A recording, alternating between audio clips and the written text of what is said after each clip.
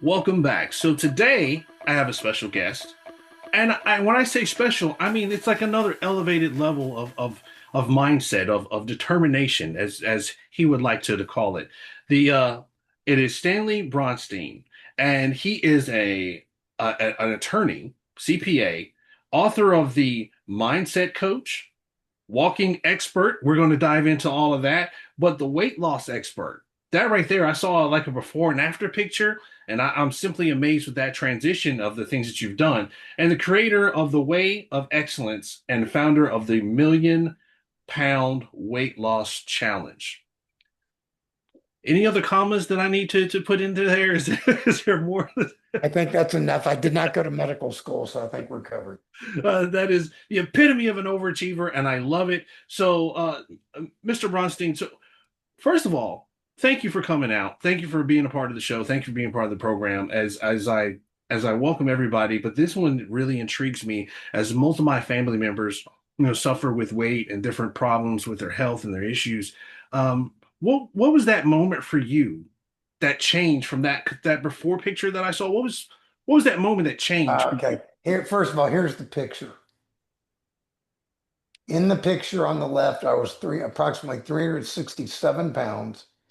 I had a 58-inch waist and I'm 5'7". Picture on the right, I'm approximately 145 pounds. I have a 31-inch waist. No drugs, no surgeries. That is Yeah. awesome. Yeah. Now, I want to give you a teeny bit of backstory first. Sure. Okay. My mother died when I was 8. Needless to say, that messed with my head. Sorry for your loss. It was 58 years ago, so I think I've gotten used to it. But thank you. So needless to say, it messed with my head.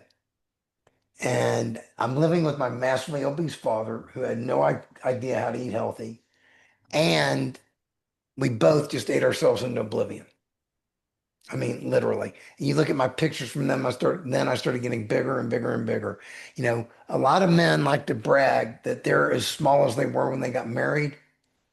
Well, I'm smaller than I was when I was 13 years old. And I found pictures to prove it. So I don't know whether that's an achievement, an accomplishment, or sick, or all of the above. I don't know which, but it is the truth. So needless to say, I got bigger and bigger and bigger. Over the years, I had times where I would lose weight, but it was always temporary. I would go back to my old habits, weight would come back on plus more kind of thing. When I was about 28 years old, I maxed out at 367 pounds, which is what you saw in the picture. Right. And I wished I had more pictures from that back then, but I don't. I guess I was afraid to take pictures. I thought I'd break the camera. So was pretty big. Then I went to law school around that time to become a lawyer, and I lost weight my last year of law school, about 100 pounds. And I got small enough to where women were interested in me and women would start dating. I could date with them, but I was still a pretty big boy, but they would do that. And I wound up getting married to a woman I'm still married to today. Fast forward to when I was about getting ready to turn 50 years old, 4 months before my 50th birthday, February 1st, 2009. You notice it was February 1st, not January 1st. That's because I had made a New Year's resolution and I didn't keep it. So those of you who are listening, this is February 23rd. If you didn't keep your New Year's resolution, get started now. It's not too late.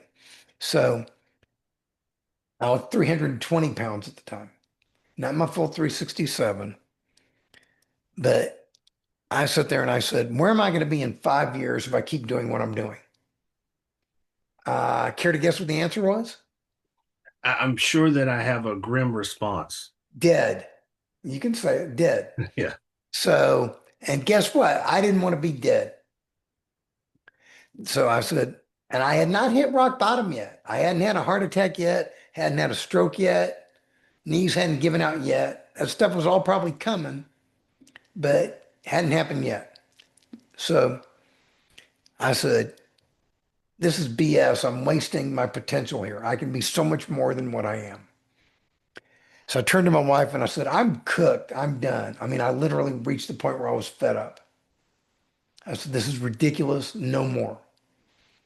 And I said, I'm going to start making some changes in my life right now, not tomorrow, not next week, not next month, not next year, right now. And first change I made was I quit drinking scotch.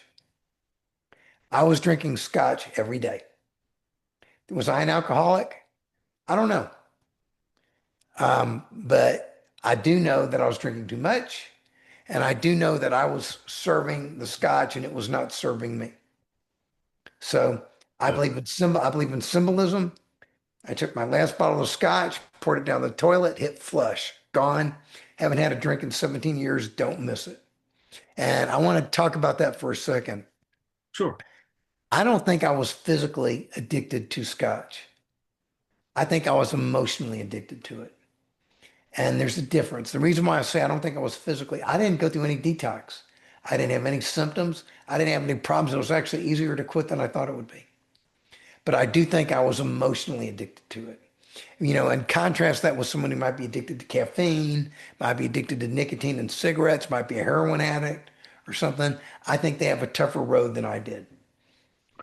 But I did that nonetheless. Then those 2 liter bottles of soda pop. I was drinking 3 of those a day, which is ridiculous. But they were diet caffeine free, so surely they were healthy, right? No. That's what they tell you. Yeah. Yes, that's what they tell you. Well, guess what? I've since learned to to figure things out for myself. I don't listen to what marketing people tell me anymore. Um, so I symbolism again. I took my last bottle of soda pop down the toilet, flush, gone. Haven't had one in 17 years. Don't miss it. Then I said I'm going to make a dietary change. I like chicken and turkey, so I gave up beef and pork. I figured chicken and turkey were healthier than red meat, so I gave those up. And that's an interesting thing considering my father was a butcher and I grew up in a home with unlimited free meat. But I quit eating meat, red meat. And then I said, I'm going to start walking every day. And in the beginning, it was hard. I couldn't walk more than 2, 3 blocks. I mean, I really couldn't. So I found a gym that was 24 hours that had a pool. And I could go there in the middle of the night when the pool was empty and I walked laps in the pool, up and down the pool. It was not hard on my knees. 30 minutes, then an hour, then 2 hours, 3 hours. I set a goal that by my 50th birthday, I was going to do a 5 hour pool walk. Well, on my 50th birthday, I did just that. I did a 5 hour pool walk. It actually wasn't that hard, no problem. I had lost about 50 pounds by then. I kept going, and over time, I made more changes, more changes, and more changes. It was an evolutionary process. That's one thing I want to emphasize. It was an evolutionary process. I was not perfect. I made mistakes. I did some things right. I did some things wrong. I screwed up sometimes. I did things I shouldn't do. But the important thing was I didn't quit. See, always in the past, whenever I did something wrong, I would say, I screwed up and I quit. And that's what most of us do. That's why diets don't work, because you screw up, you go, I screwed up, I quit. You know, you want to quit drinking, same thing, whatever. Same thing. Don't quit. So we're going to talk more about that as we get into a little bit further and what I'm going to talk about. So I kept evolving, kept going, kept going, kept going. Eventually, I got to the point where today I am now vegan. I don't eat any meat, chicken, or any of that at all. And I don't eat processed food. I only eat healthy food and I walk every day. To show you how much I walk, I went from where I couldn't walk 2 or 3 blocks to I walk 10 to 15 miles every day. I'm not kidding you. And why do I do that? Is it because I'm nuts? No, it's because I can. See, that's one of the things this whole experience has taught me. The experience of turning from this person to this person. It taught me that I am more powerful than I ever imagined. I'm in year 18 of my evolutionary process. I haven't found my limits yet. Seriously, I haven't found them. And that's good because I think I can do more. But I also learned something else out of the process that if I'm more powerful than I ever imagined, so is everybody else. You hear that? If you're listening, you are more powerful than you ever imagined. Tell that to all your family members. You are more powerful than you ever imagined. Believe in yourself, believe in your abilities, your talents, and your ideas. Because once you start believing, that's when you really become powerful. Then that led me to ask a question. If I could do all of this, what else is out there waiting for me to do that I haven't done yet that I should be doing? And the conclusion I came to was I should turn this into a system that people can use not only to lose weight, but they can use for any area in their life. Anything.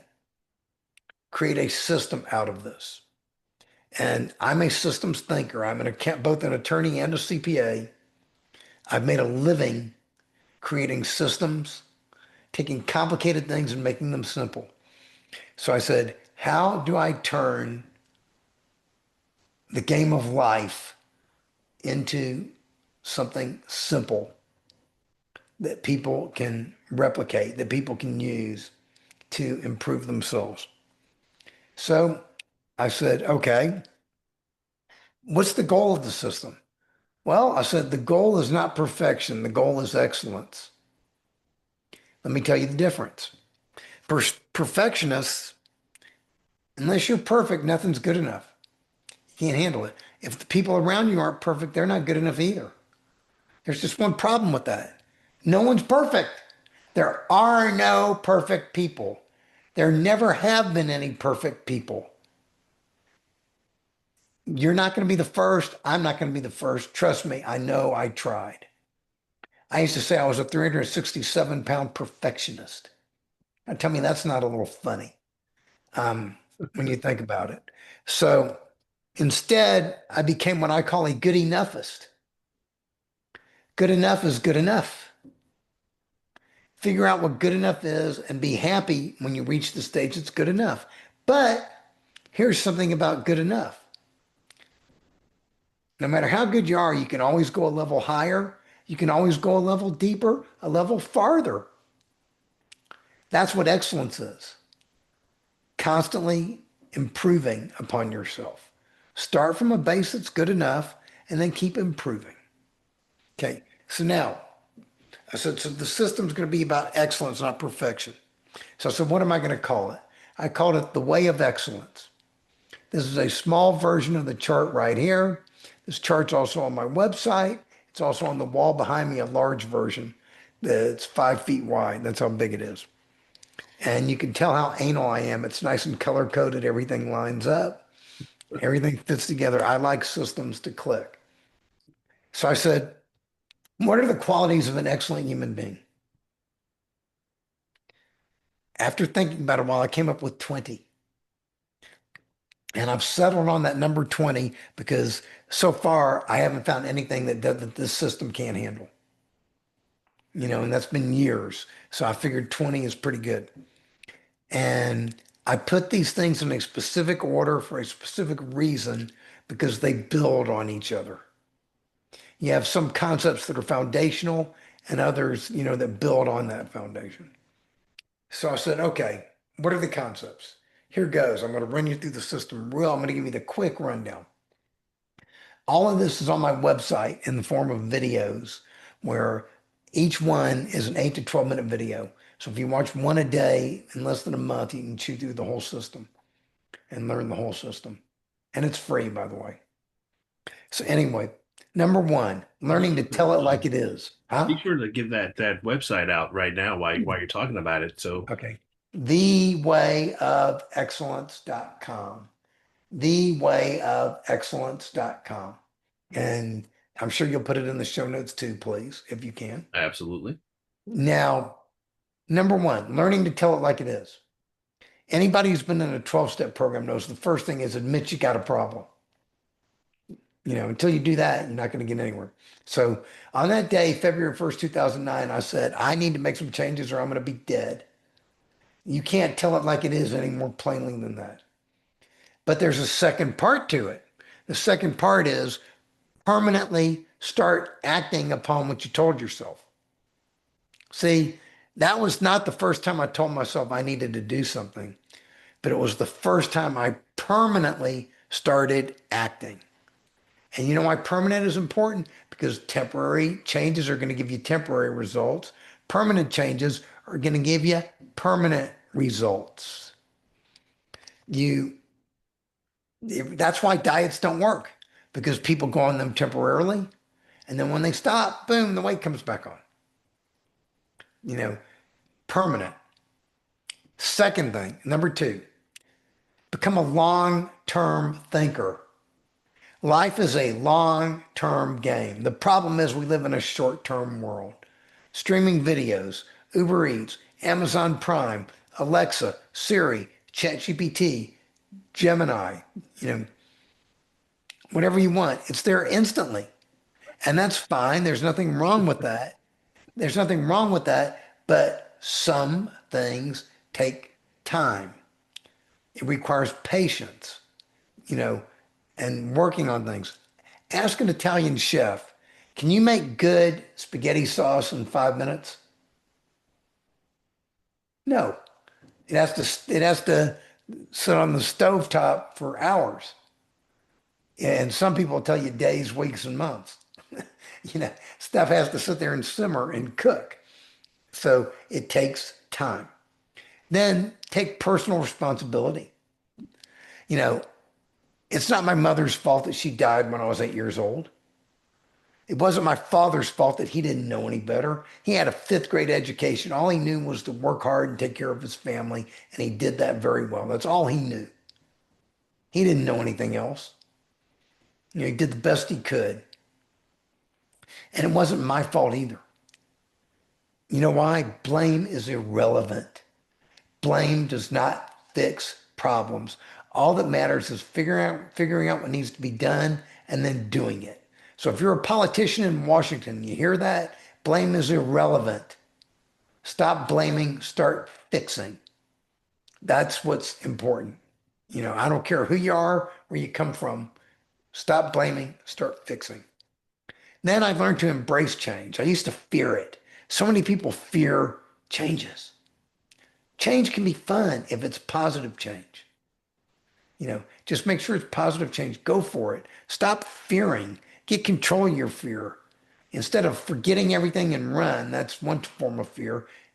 Face everything and rise. It's all in how you look at it.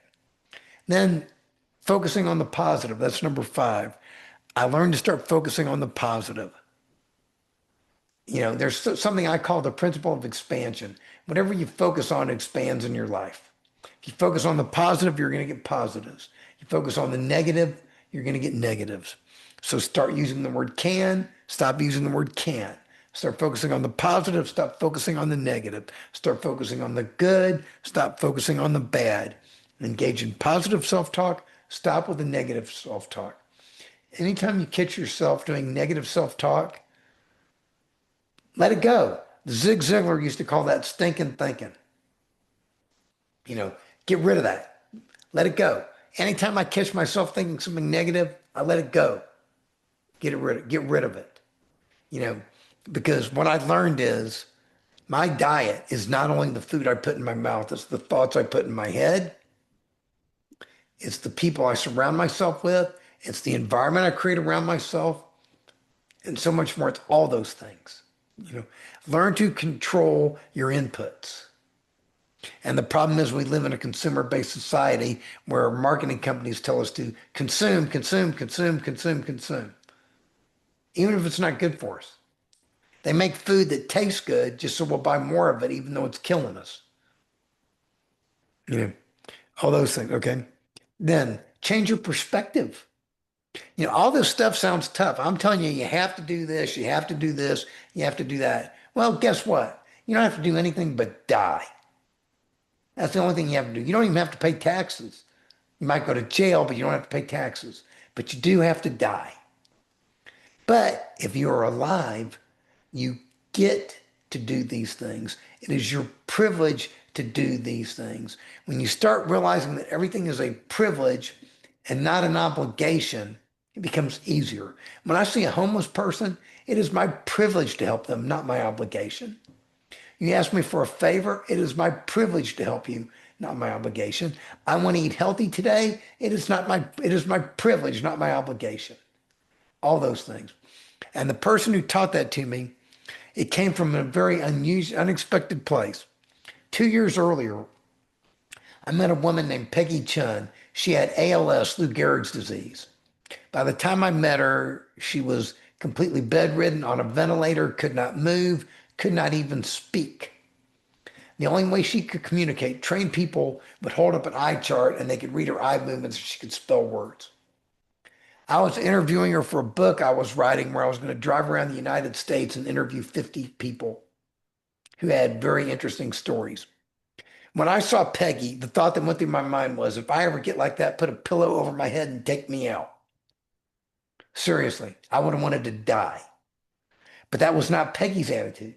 Peggy's attitude was, my grandkids are coming over later today. We're going to go out to the park. It's a beautiful sunny day. We're going to paint. We're going to have a good time. Peggy said, you're going to be driving around the country and you're going to interview these 50 people. Tell me all about them. I wished I could go with you. It sounds like so much fun. This woman who was in a state where I would have wanted to die had more joy for life than anyone I've ever met. So anytime I woke up in the morning and I didn't feel like walking, you asked me about motivation earlier before we got on this thing. You know, I'm not a fan of motivation because motivation wears off. I like to say motivation is what gets you started. Discipline is what keeps you going. So I'm recommending you change your name to Motivation and Discipline Masters. But you might have to buy a new URL. But in any event, anytime I woke up and I said, I don't want to walk today. I don't feel like it. I said, what would Peggy Chun do if she could? And the answer I came up with, Peggy would have gotten her lazy ass out of bed and she'd have gone for a walk and she might not ever come back because she was having such a good time. So anytime I wasn't motivated, I didn't feel like it, I said, this one's for you, Peggy. And I got up and I walked anyway. I'm now on a streak where I have walked 2 hours or more every day for the last 8 years. And before that, it would have been 12 years, but I had 3 days 8 years ago where I was sick. So that does happen. But over the last 12 years, I've been sick one time, once, and that includes COVID. I got exposed to COVID and my body threw it off because I believe in the power of healthy nutrition and healthy movement. And I recommend walking simply because it beats your body up less than most other forms of exercise. So I think it's in the long term, it's a good thing. So now it's a vision. Dream bold dreams. I created the £1,000,000 weight loss challenge. You know why it's called £1,000,000? Because I want to get 50,000 or more people who need to lose 20 or more pounds each. That'd be £1,000,000. You know, I want to change thousands of lives, hundreds of thousands of lives, millions of lives, whatever I can. I want to inspire people. I want to help people. Dream big visions. You might as well do that. Then I have the law of attraction, except I call it the law of reciprocity. Everybody thinks, I just think you want money, it'll come to you. Think you want success, it'll come to you. It doesn't work that way. You got to go out and earn it, and it'll come to you. You have to give first. You have to give before you get. But like I said before, you don't have to do anything. So you get to give before you get. It's your privilege to give before you get. You want to become wealthy? Help other people become wealthy. You want to be loved? Love other people. You want to be successful? Help other people become successful. That's the way it works. Because if enough of us would start giving to others, eventually someone's going to give something to you. Then there's nine, time, energy, and resources. How do you use your time, energy, and resources? You have 86,400 seconds every day. Do you use them wisely or do you waste them scrolling through TikTok, or something for hours and hours and hours? Me, I'm not saying don't scroll. I'm not saying don't have fun. I just limit it. No more than 5 minutes a day. You know, I look around, I have a little bit of fun. I go, ah, that's interesting cat video here, this video there, and then I put my phone down and I'm done. Same thing when I watch TV, before I go to bed. 15 minutes, I'm done. You know, and that's the way I roll. I limit my time. And think about this. I tell people find 15 minutes a day when you're starting out. 15 minutes a day that's just yours. Nobody else, not your kids, not your spouse, not your family, not your parents, not anybody. 15 minutes that's yours. And if you do that every day, over the course of a year, you will have spent 90 hours with me time. That's more than 2 weeks, 2 work weeks. Think about that. And you get so much done during that time. And if you're starting out, I recommend you go to my website and start watching the videos. That's a really good way to use 15 minutes. And watch the video, it'll get you thinking. And by the way, the videos are kid friendly. I purposely didn't put anything bad in them. So if you want to watch them with your kids, I recommend it highly. Your kids will learn from it and they will find them entertaining as well. Then 10, take consistent action. See, I used to say I want to lose weight, and then I'd go to Chinese buffets and then come home from work and drink scotch and sit on my butt. Is that going to get me in shape? No, Not at all. no. But when I started bringing healthy food to work and stopped drinking the scotch and started getting off my butt and going out for walking, the weight started coming off. Take action that's consistent with your goals. And then 11, persistence. I already talked about this a little bit. Never give up, never surrender. Fall down 7 times, get up 8. You're gonna make mistakes. Know that in advance. You are not perfect. When you make a mistake, don't beat yourself upside the head. Don't punish yourself. Just say, I messed up. I'm going to start again right now. And then start again right now. See, that's the one thing I did differently this time. I got started and I never stopped. So normally you've already answered the question that I normally ask everyone. I'm sorry I'm glitching out, but you've already answered the question that I normally ask. And shout out to Peggy if she's she's still around. That She's thank you for not. that. Peggy died about a year after I met her. I'm sorry to hear that, She but was, she was pretty sick. I mean, I will dedicate that speech right there to Peggy. But you've already answered that question. So to wind things down, and I want to ask you, I guess, a little bit more of like, other than the website, is there any other way that people can get in touch with you or talk to you and going through your steps, one-on-one? Is there anything like that? I mean, I saw the book, okay. but I work with people one-on-one if they want to, but one-on-one costs money. If you go to my website, it's free because I have basically I've made all my videos, all my books, and there's also nutritional books and nutritional information on there as well. Right now, there's 13 books on there that are available for free. I made all of this free simply because it's my way of giving back. I am very grateful for the life that I have and the things I've accomplished and where I'm at. And my goal is to help people. It's not that I don't love money, I do, but I'm fortunate that I can help people. And it's my way of giving back. It's what I do. Remember I said give first? You give first with no expectation of return, and eventually stuff will come your way. So that's how they get a hold of me. Can I add one thing to wrap up to what I was saying? absolutely. Please, We're please not gonna do. we're not gonna go through the whole system, but I want to wrap up with one thing. Let me ask you, what do you think are the three most important words in the English language? Hmm. Well, if my wife is listening, it would be, I'm sorry. No, I'm that's two. That's sorry. I two. love you. That's 2 words. I messed up as 3 words. I love you. I used to think it was I love you. Changed my mind. It's not I love you. It's are you willing? Unless you are willing to do what it takes permanently for the rest of your hopefully very long, hopefully very healthy, hopefully very happy life, you're not going to permanently get what you want. Remember I said temporary changes, temporary results. Permanent changes, permanent results. So the question is, are you willing?